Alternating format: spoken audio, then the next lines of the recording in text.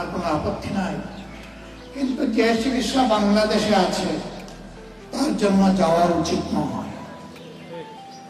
আপনি দেশ বদলাবেন, জাতিকে সোনালী স্বপ্ন দেখাবেন, আগামীর সোনার বাংলা গড়বেন, আর দেশ এবং দেশের চিকিৎসা আপনার পছন্দ হবে না, বন্ধু আমি আপনাকে সমর্থন করি না।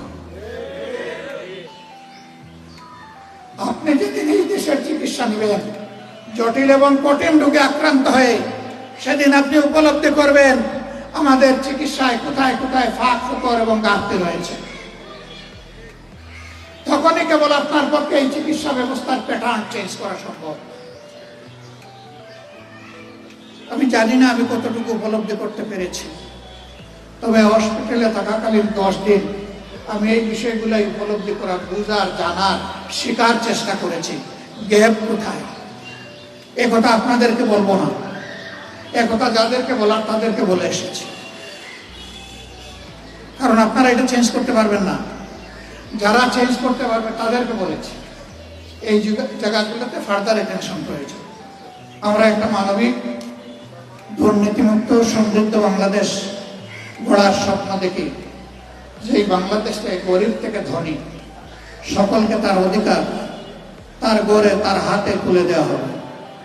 অধিকারের জন্য কারো কাছে করুণা প্রার্থী হতে হবে।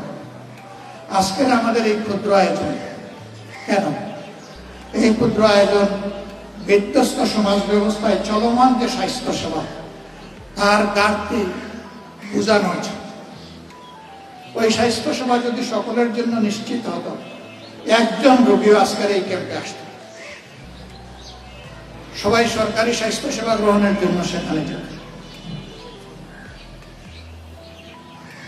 এখানে রোগীরা এসে প্রমাণ করেছেন আমাদের দেশের স্বাস্থ্য ব্যবস্থা এখনো কাঙ্ক্ষিত মানে নেই।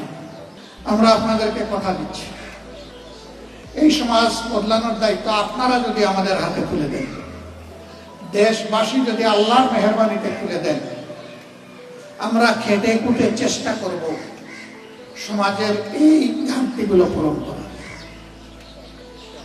আমরা ইনশাআল্লাহ তেলা মাথায় তেল দেব না। তেলের অভাবে যার চামড়া ফেটে গেছে তার গায়ে একটু তেল মালিশ করার চেষ্টা করবো ইনশাআল্লাহ। আমাদের prime subject those who are deprived people, বঞ্চিত মানুষগুলো হবে আমাদের অগ্রাধিকার ইনশাআল্লাহ।